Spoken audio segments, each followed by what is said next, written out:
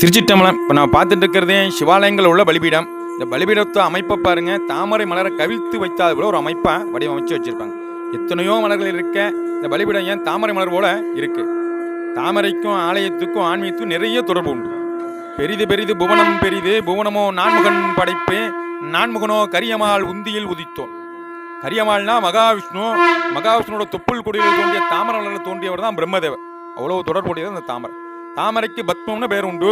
அதனாலே மகாவிஷ்ணுவ பத்மநாபனும் மகாலட்சுமியுடைய பத்மாவதினு அழைக்கும்.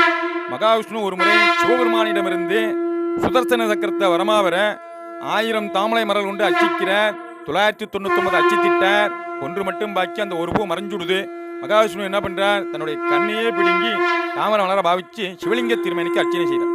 இவ்வாறாக சுதர்சன சக்கரத்தை சிவபெருமானில் வந்து பெறார். அவ்வளவு சிறப்பு மிக்கது இந்த தாமரை. இந்த பலிபீடத்துக்கு தாமரை மலர் போல அமைப்பு இருக்கிறனால அதுக்கு பத்ரலிங்கம்னு பேர். தாமரை இலை தண்ணீர் போல என்ற ஒரு சொல்லு உண்டு.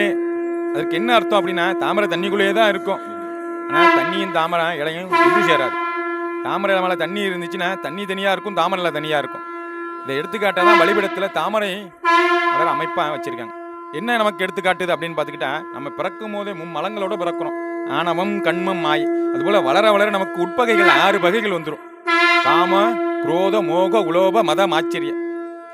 அதெல்லாம் நம்ம என்ன பண்ணணும்? இந்த தாமரை இலை தண்ணீர் போல நமக்குள்ளேயே இருந்தாலும், தாமரை தண்ணிக்குள்ளேயே இருந்தாலும் பார்த்தீங்கன்னா சேராது. அதுபோல் இத்தனை குணங்கள் நம்ம பிறக்கும் போதே இருந்தால் அந்த குணத்துக்கு ஒத்து நம்ம போகக்கூடாது, லயிச்சிடக்கூடாது, அடிமையாகிடக்கூடாது.